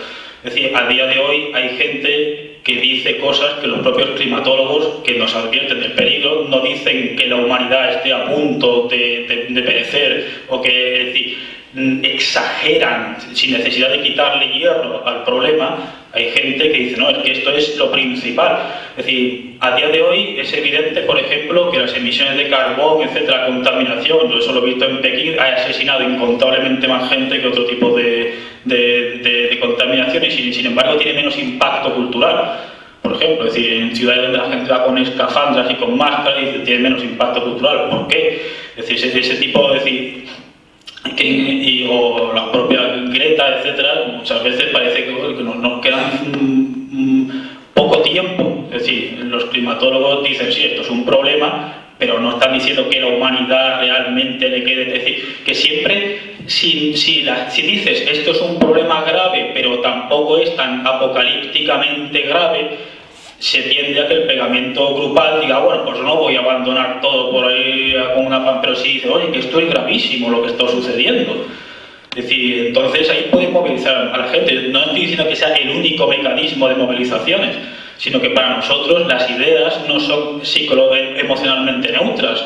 Las ideas, las principales ideas que nos rodean de ese sistema de significados sociales, nos crean ansiedades, nos crean miedos, nos crean esperanzas, etc.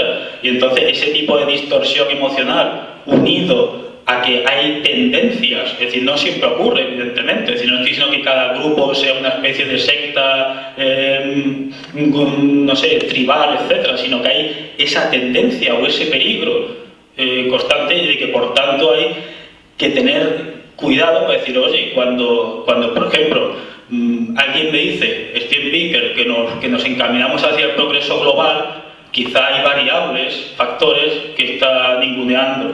Y cuando alguien me dice que nos dirigimos hacia el apocalipsis, desde que estamos en las sociedades, no sé, desde que las sociedades ya no son cristianas o cualquier cosa, nos dirigimos hacia el apocalipsis, quizá hay otros factores que también están ninguneando, porque la realidad es tremendamente complicada. Es decir, ese es mi principal tipo de análisis. Y yo no caería en el binarismo, porque en principio todos tienen semillas de verdad. No digo, este tío está totalmente equivocado. Es decir, cada grupo siempre, incluso los más radicales, cogen algo de verdad, pero lo distorsionan, lo deforman, pero siempre hay algo de verdad y siempre hay intersecciones con otros grupos. Yo no voy a decir, oye, esta ideología es totalmente falsa, no hay absolutamente nada verdadero, bueno, etc. Es decir, tendríamos que ir, no sé, a un psiquiátrico para encontrar una persona que tenga una visión del mundo que no tenga nada de verdad, que no tenga nada. En ese sentido, siempre voy a criticar ese tipo de maniqueísmo. Bueno, enhorabuena, Javier, tu conferencia. Yo te vengo a plantear otro esquema binario, por supuesto teniendo en cuenta los matices, en fin, las intersecciones. Y como ya surgió el tema de la globalización, también estaría ese tema de ese esquema entre globalización y antiglobalización. Es cierto que la globalización pues ya se acabó. Quiero decir, la ideología de la globalización pues está viendo que es una idea, digamos, imposible, y que ya con el auge de China y con la limitación de Rusia, pues ya Estados Unidos no tiene esa hegemonía tan aplastante como tenía cuando cayó la Unión Soviética. Ahora bien, ya me refiero a este esquema binario, porque tanto los globalistas como los antiglobalistas pues son, digamos, utópicos los primeros, distópicos los segundos. Y ya que sobre todo me refiero a la ideología del nuevo orden mundial, el New World Order, ya que has mencionado a Bertrand Russell refiriéndose a un gobierno mundial dirigido por Estados Unidos, lo cual es muy curioso, porque eres británico y de la familia Russell, una de las familias más poderosas de Gran Bretaña, como los Rothschild, etcétera, etcétera, los Astor, etcétera. Claro, estos globalistas pues piden, digamos, que se acabe, que se construya un gobierno mundial para que se acabe con las naciones políticas, porque estas, digamos, en su dialéctica pues lo que engendra son guerras. Entonces los globalistas lo que nos vienen a vender es más o menos la paz perpetua kantiana. Y los antiglobalistas, aunque también hay alterglobalistas, otras globalizaciones posibles, sin globalización con rostro humano, etcétera, etcétera, pero los antiglobalistas, digamos, pues piensan que los globalistas pues, van a poner un gobierno mundial tiránico que nos van a controlar con un chip, o poco menos, con un ordenador, como dicen, el gobierno electrónico mundial, cosas así, que sería una distopía terrible que nos controlan todos como al gran hermano de John Orwell. En fin, ¿qué piensas de este esquema para que lo incorpores a tu estudio? Sí. Bueno, ese tipo de decir, en Estados Unidos, es anterior, pero en Estados Unidos es tremendamente famoso este esquema binario entre lo sagrado y lo demoníaco, lo puro y lo impuro, que es los globalistas o los nacionalistas. Es decir, muchos de los que apoyan a Donald Trump, es decir, o incluso cuando habla de César Vidal o la All Right, hay un montón, es decir, no quiero meterlos todos en el mismo saco, pero el esquema es, los estados-naciones ven a la gente como familias y defienden lo suyo, pero hay unos malvados globalistas que quieren destruir todo, etc. Tanto, es decir, de los críticos del globalismo. Luego, evidentemente, es decir, están lo que hablamos del altar grupal. Por ejemplo, en Estados Unidos, mucho de este tipo de gente se llama paleoconservadores, que dicen, perdón, los paleoconservadores, frente a los neocon, dicen que el Estado federal es el mal, que hace falta una descentralización gigantesca. Entonces ese patriotismo no se entiende realmente. Es decir, quieren descentralizar tanto Estados Unidos, casi que el gobierno federal es casi mínimo, pone los puntos sobre las is y el poder está repartido en las administraciones locales, que ese nacionalismo es contradictorio. Y luego los llamados globalistas dicen los estados-naciones son cosa del pasado, excepto si hablamos de Hong Kong, si hablamos del Tíbet, si hablamos de Cataluña, si hablamos del País Vasco, si hablamos de Taiwán.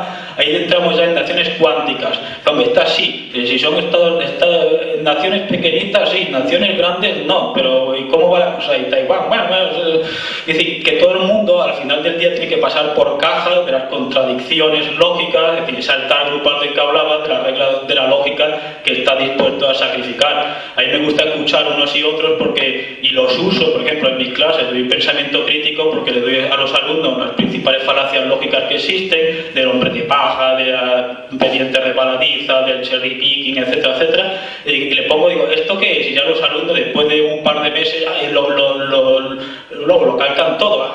Mira, este es un hombre de paja, mira, este un falso dilema, mira, este no sé qué, no sé cuánto. Así que efectivamente ese nuevo dilema del que tú hablas, que es tremendamente famoso, es mitológico, infantil, y sin embargo con la capacidad de movilizar a millones de personas, sea en una dirección y otra, y contradictorio. Otra vez el divorcio entre la lógica y los grupos.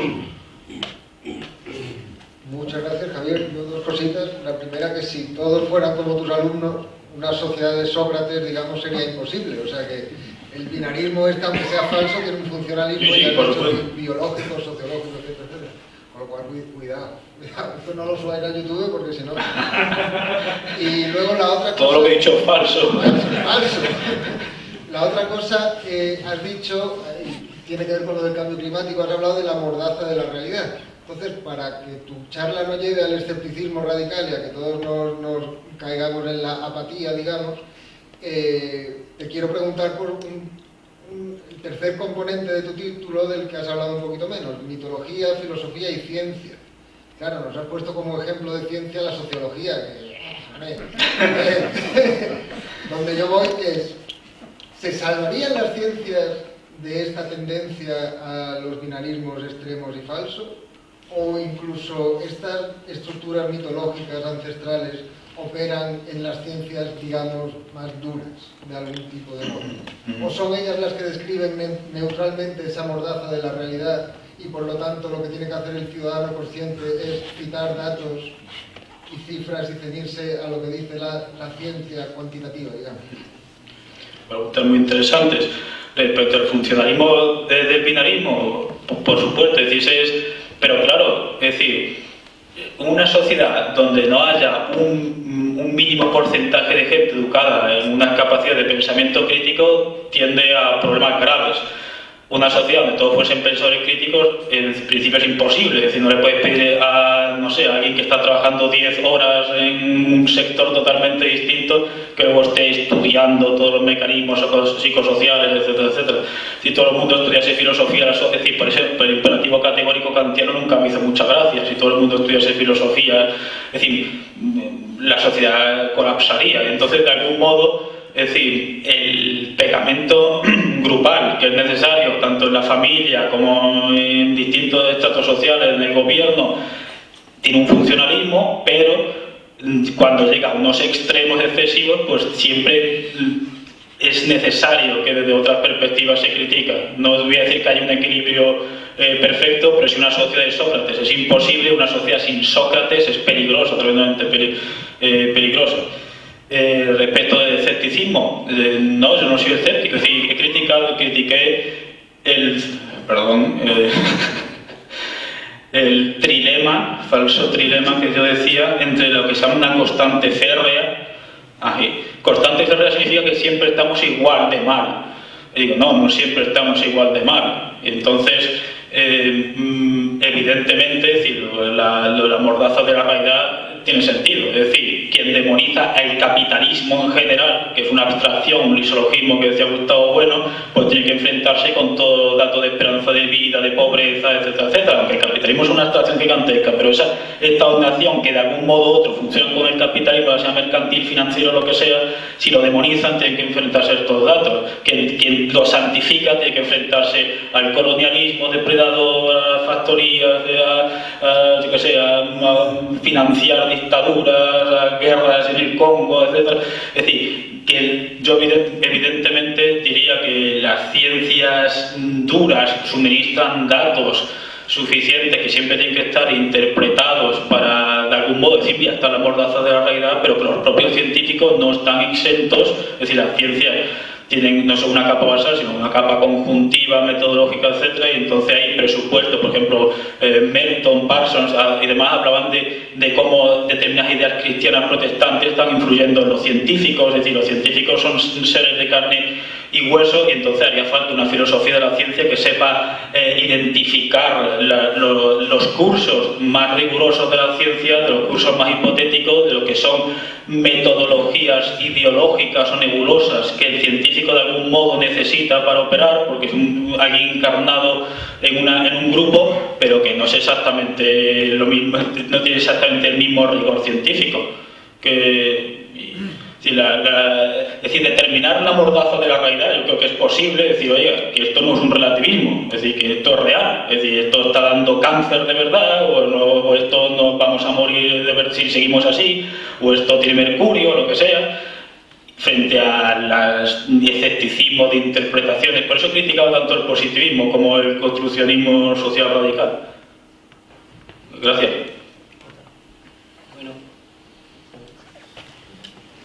Buenas tardes, muchas gracias Javier por su conferencia. Yo quería hacerle dos preguntas, una a título personal en relación con una que se ha hecho ya anteriormente, y es que su conferencia me ha resultado un poco ecléctica, en el sentido de que intenta criticar progreso y decadencia, apocalipsis y utopía. Es decir, que intenta armonizar, es decir, equilibrar las ideas.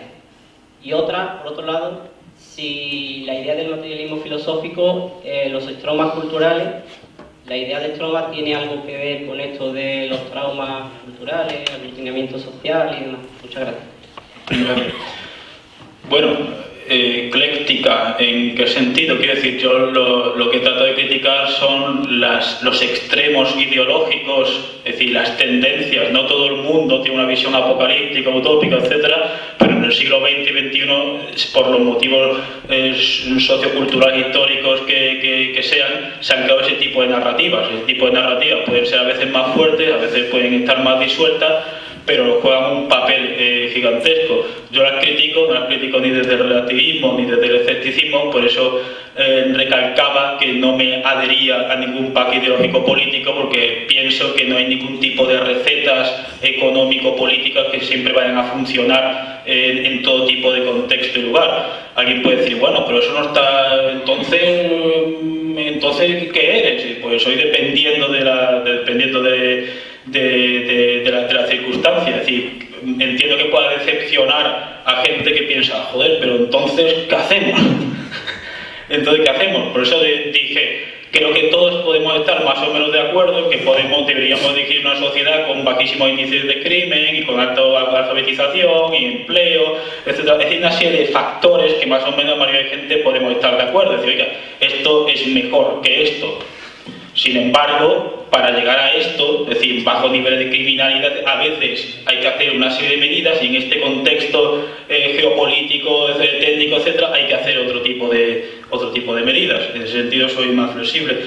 Y respecto a la idea de Stroman, la idea de Stroman es una idea que desarrolló Gustavo Bueno al final como una especie de sustituto de cosa, sustancia, ente, ser, etcétera. Y yo creo que lo principal aquí con la filosofía, la intersección con la filosofía de Bueno, sería recalcar que para Bueno siempre subrayaba que evidentemente la realidad, los fenómenos siempre estaban interpretados de algún modo, es decir, criticaba la ingenuidad de que las cosas estuviesen hablando por sí mismas, ¿no? Entonces, sí, él mismo muchas veces decía, mira, dependiendo del color ideológico del historiador, me pinta la historia del Imperio Romano de un modo pero catastrófico, infanticidios, leones, esclavitud, etc.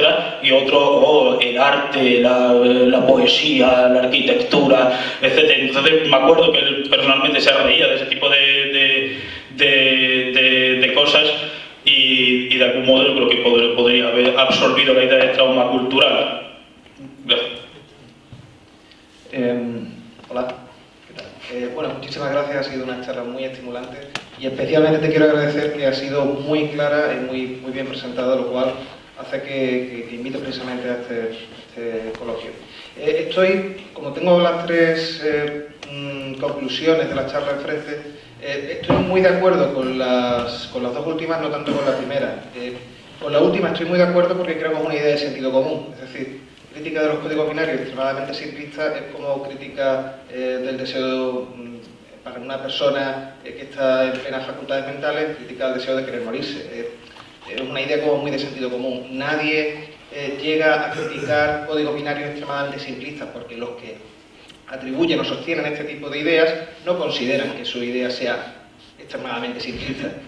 En segundo lugar, la crítica al falso trilema también estoy muy de acuerdo, porque cuando se hace esa constante férrea que también has presentado, es decir, siempre hemos estado igual de mal. Bueno, ¿quiénes somos nosotros? Cuando se hace esa atribución, ¿quiénes somos nosotros? Porque yo personalmente no he estado nunca igual de mal, los grupos con los que me relaciono o en los que me inserto nunca han estado igual de mal, y si hablamos ya a nivel de una sociedad ya no en clave diacrónica sino sincrónica, es decir, que hay algo de mi forma de ser que está inscrito en la forma de ser de generaciones anteriores, pues la cosa se vuelve un poquito, en fin, resbaladiza, difícil de sostener. Y por supuesto la crítica al apocalipsis y la utopía, por supuesto, porque de hecho se sigue precisamente de la idea anterior. Pero la primera, la crítica a las ideas de progreso y decadencia global, yo no estoy de acuerdo contigo. A mí me parece que las ideas de progreso y decadencia global son positivas porque son ideales regulativos. Recuerdo que en el inicio del Tratado Teológico Político, Spinoza decía que las personas están movidas por la esperanza y el miedo, y lo sostiene como algo negativo. Pero al final del libro dice, bueno, pero es que somos así. Al final respalda una posición realista y dice, si es que al final el ser humano es así, y la ética dice que todo el mundo puede llegar a ser sabio, pero no todo el mundo llegará a serlo. ¿Por qué? Porque, has puesto el ejemplo, una persona que trabaja 10, 12 horas al día, luego no tiene las condiciones óptimas en general para poder realizar un análisis de la complejidad que tantas veces has señalado acertadamente, en la que consiste la sociedad, y por eso se pone precisamente la isla de las tentaciones, porque al final lo que quiere es una evasión. Y esa evasión, conectando con la cuestión de la constante férrea, ha existido siempre, eso sí que ha existido siempre. La posibilidad de poder querer evadirse de un mundo hacia algo mejor, precisamente porque se quiere evadir de algo peor, es lo que hace que las ideas de progreso y decadencia sean útiles. Al final, no se trata tanto de hipostasiarlas como tú has dicho, sino que se conviertan en ideales regulativos. Y, por supuesto, la labor que haces de enseñar pensamiento crítico es fundamental, pero yo creo que precisamente ahí está el optimismo, no en que todo el mundo llegue a ser sabio, sino que cada vez pues, tenemos más acceso y, sobre todo, hemos cambiado una posición en la que se aceptaban fines, se discutían fines, a que estemos en una posición en la que estamos discutiendo razones, y cada vez más vamos tendiendo a ese tipo de sociedad. Por lo demás, bueno, una vez más aplaudir tu conferencia y agradecerte. Muchas gracias por la pregunta.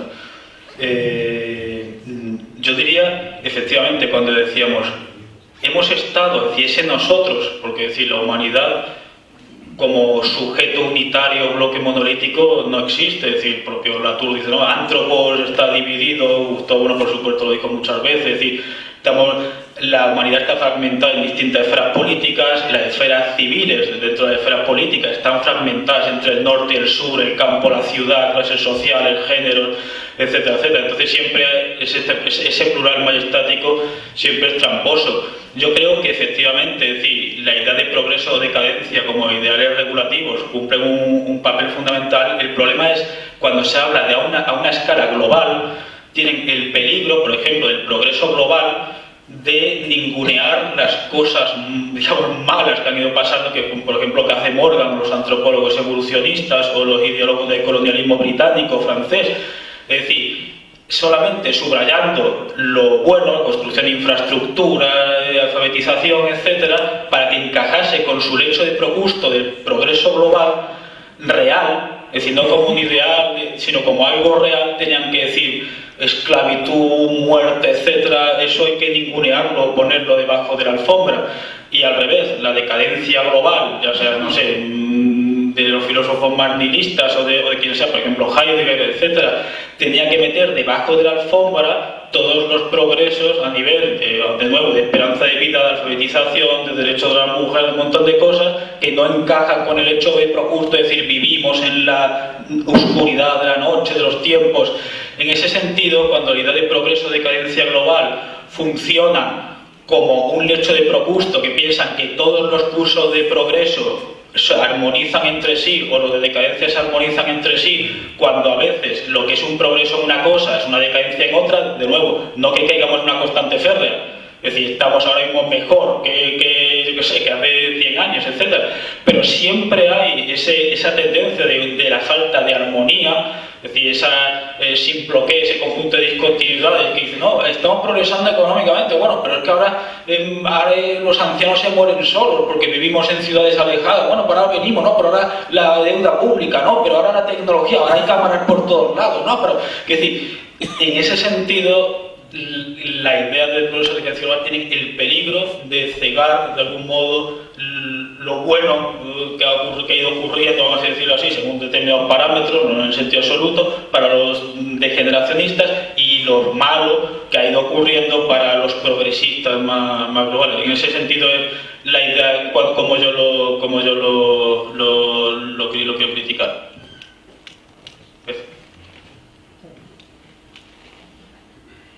Bueno, pues darte las gracias una vez más porque ha sido muy interesante, ¿no? Y las gracias a todos porque yo creo que hemos generado un debate, bueno, pues también muy bueno. Y bueno, nada más anunciar la próxima actividad del foro, que será el día 8 de febrero. Y bueno, es un cineforum, entonces para los interesados os podéis acercar al final hacia Antonio y él da más detalles, ¿vale? Y bueno, muchas gracias, Javier. Muchas gracias. Gracias.